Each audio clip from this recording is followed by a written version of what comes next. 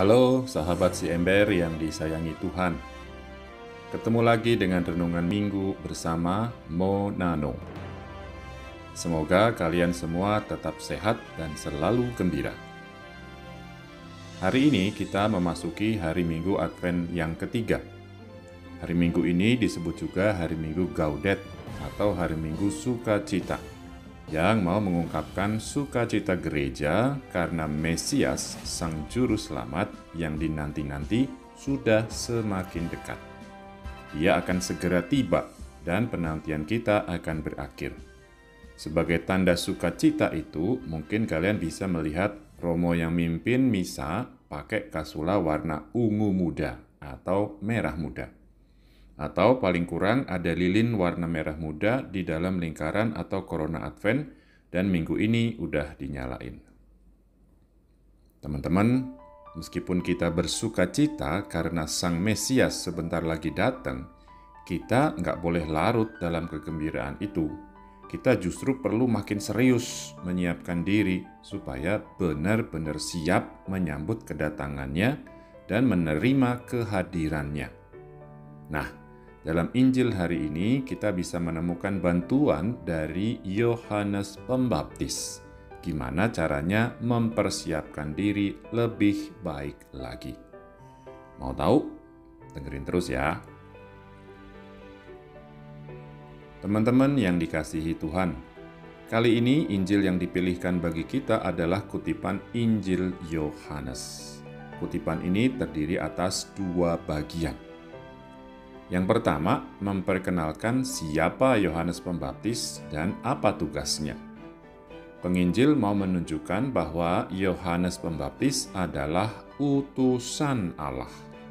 Ia bukan terang yang dinanti bangsa Israel, tapi tugasnya memberi kesaksian tentang terang itu, supaya semua orang menjadi percaya. Tentu yang dimaksud terang adalah Yesus, Sang Mesias, Juru Selamat. Yohanes bertugas memberi kesaksian, menyiapkan jalan bagi kedatangannya. Yang kedua, berisi kesaksian Yohanes Pembaptis sendiri tentang dirinya dan tugasnya. Waktu ditanya, Yohanes dengan tegas mengatakan bahwa dia bukan Mesias yang dinanti, dia bukan Elia, dan bukan juga nabi yang akan datang. Setelah rumusan negatif, bukan dia, bukan si Anu, Yohanes menyatakan dengan rumusan positif, "Akulah suara yang berseru-seru di padang gurun, luruskanlah jalan Tuhan, seperti yang telah dikatakan Nabi Yesaya." Kita baca juga kerendahan hati Yohanes dalam pernyataannya tentang relasinya dengan Sang Terang. "Aku membaptis dengan air, tetapi di tengah-tengah kamu berdiri Dia yang tidak kamu kenal, yaitu Dia yang datang kemudian daripada aku. Membuka tali kasutnya pun aku tidak layak." Teman-teman terkasih dalam Kristus, menurut saya dari hal-hal tadi kelihatan jelas banget poin yang bisa kita pelajari dari Yohanes Pembaptis. Mengarahkan perhatian kepada Sang Terang, Sang Mesias Juru Selamat. Yohanes mengarahkan baik perhatiannya sendiri maupun perhatian orang lain kepada terang yang akan datang. Yohanes melakukan tugas dan tanggung jawabnya kepada Allah dan bukannya enak-enakan mencari kesenangan sendiri. Yohanes dengan sadar dan tulus mengarahkan perhatian orang kepada Mesias yang akan datang. Yohanes tidak sedetik pun mencuri perhatian itu untuk dirinya sendiri. Dahsyat ya, Yohanes Pembaptis ini. Teman-teman kekasih Allah, kalau gitu, apa yang bisa kita lakuin untuk meneladan Yohanes Pembaptis? Apa yang perlu kita usahain supaya gak larut dalam kegembiraan karena Natal udah deket? Apa yang perlu kita perhatiin supaya perhatian kita dan perhatian sesama kita terarah kepada Yesus yang akan datang? Hehehe, mungkin yang terakhir itu agak susah ya. Ngurusin diri sendiri aja mungkin belum bisa, apalagi ngarahin perhatian orang lain kepada Tuhan. Tapi bukan berarti mustahil loh ya. Saya cuma mau bilang, kalau ini belum bisa atau masih terlalu berat, nggak apa-apa, nggak usah dipaksain. Tapi yang emang bisa, jangan buang kesempatan besar bisa jadi kayak Yohanes Pembaptis, utusan Allah. Nah, mungkin lebih realistis kalau kita fokus ke diri sendiri. Gimana caranya ngarahin perhatian ke Yesus? Yang paling mendasar, ingat lagi dan lagi, ingat baik-baik. Natal itu bukan pertama-tama soal pesta dan makan-makan. Natal adalah kedatangan Sang Mesias, Juru Selamat ke dunia, yang mau mengatakan kepada kita cinta dan solidaritas Allah yang tak terbatas. Untuk nyelamatin kita dari dosa, Dia mau ngerendahin diri. Dia ngosongin diri dan jadi sama kayak kita, kecuali dalam hal dosa tentu, supaya kita jadi sama kayak Dia. Sukacita Natal adalah sukacita karena Allah mau mendatangi kita. Makanya kita mesti nyiapin diri supaya sedikit lebih pantas didatengin dan lebih siap menerima Dia. Jadi mesti gimana? Sederhana aja sih.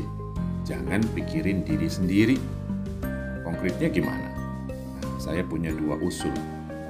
Pertama, jangan kebanyakan mikir mau makan apa, pakai baju apa, liburan kemana, DLL, DST. Coba arahin hati dan pikiran ke Yesus.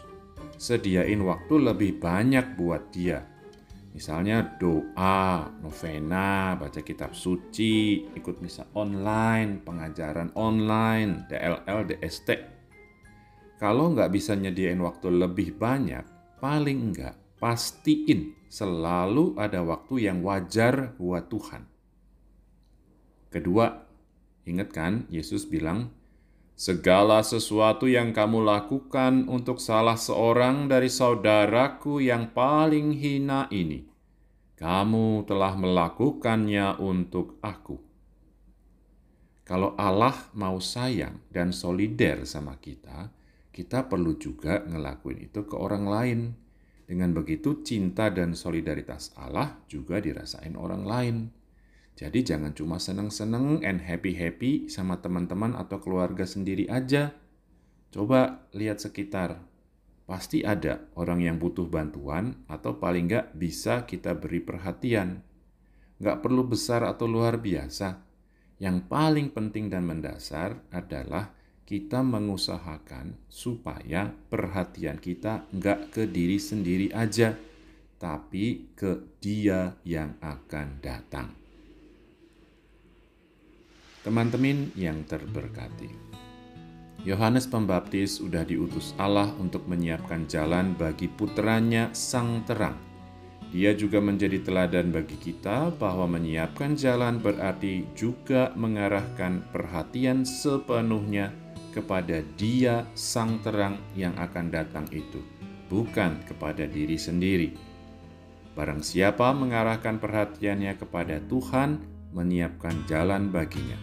Barang siapa menyiapkan jalan baginya, akan sungguh melihat Sang Terang datang kepadanya dan akan bersukaria di dalam Tuhan dan jiwanya bersorak-sorai di dalam Allah. Tuhan memberkati.